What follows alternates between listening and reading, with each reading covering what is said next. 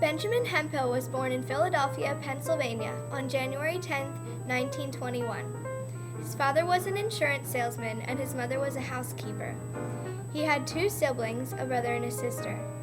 He was from a broken family. When he was very young, his mother and father broke up. His mother took care of his brother and his father took care of him and his sister. From the age of 6 until he was 16, Mr. Hemphill was raised in an institution in Philadelphia called the Northern Home for Friendless Children. When he left at the age of 16, he went to live with his grandmother. Mr. Hemphill enlisted in the military. Prior to Mr. Hemphill's service, he was attending a school called the Rising Sun School for Aeronautics. His plan was to finish that course, then join the Marine Corps and get in the Air Force. But in the Marine Corps, he had no say in where he was placed, so he wound up as a communications man in the Marine Corps, attached to an 81mm battalion, in which he had to learn how to fire and be a communications man. You can either, in communications, you can either be what they call a field telephone man, or you can be a radio operator. I wound up as a field telephone operator, and what we did, I would go up to the front lines and sneak up on the enemy, and we would observe where they were concentrated with a frontline observer, and then we would call mortar fire on the enemy.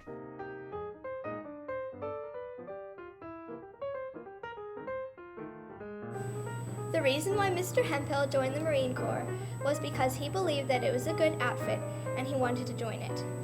He mentioned this saying, "Once a Marine, always a Marine." Prior to the war, Mr. Hemphill was in basic training for 12 weeks, either at Parris Island or in the West Coast, San Diego. When the war started, though, they cut basic training to about 8 weeks. They wanted manpower, fast, so that's how Mr. Hemphill ended up at Parris Island. In basic training, they had to learn how to fire a rifle, they had to learn how to use a bayonet, and they had to think for themselves most of the time. To be a communications man, Mr. Hemphill went to North Carolina to a base called New River. There they learned their skill at field telephone work. Mr. Hemphill recalls it being quite hectic training.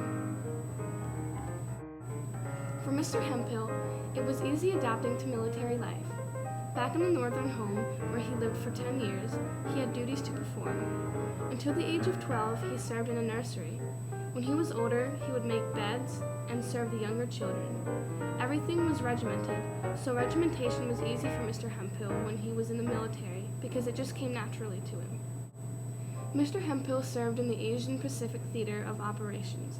He joined September 2nd, 1942, and was discharged on December 24th, 1945, so he was there 3 years.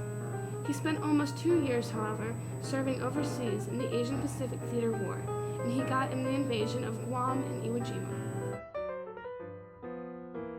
And after which Admiral Halsey, who was the naval commander of the Pacific at that time, came to the island to congratulate us, and we had to get in dress uniforms and parade for him. But other than that, our main concern was to get ready for the next duties wherever we would be called. The island of Iwo Jima was a very small island, and the highest point was Mount Suribachi. The Japanese had conquered it for some time, and they had many underground tunnels and passageways throughout the island. It took 3 divisions of Marines to oust them from it. So as Mr. Hemphill recalls, the fighting was very fierce and heavy, and there were a lot of casualties. Mr. Hemphill's duties were to rout the Japanese from their foxholes. He said that anybody who says they're not afraid doesn't know what they're talking about, because any Marine or soldier who goes into combat is going to be afraid. But he had to do his duty. The main thing Mr. Hemphill witnessed fighting on the front line were dead bodies. He recalls, "I remember in Guam one time, I had just left what we called the battalion headquarters. For some reason, I was taking a message to them because the communications had broke down, and I had just left there, and I had only gone a few yards, and the Japanese dropped a bombshell and killed everybody inside. I was fortunate on that. That was the closest, I guess, I ever came to getting it." Away from the front lines, Mr. Hemphill said that there were times when they were called to fire the mortars themselves as a communications man. His job was to go up to the front lines and observe what was happening. He would call back the information in which the battalion commander would call mortar fire on the enemy. Mr. Hemphill said that he made a lot of friends in the service, but unfortunately, since the war has been over, he hasn't had any contact with any of them.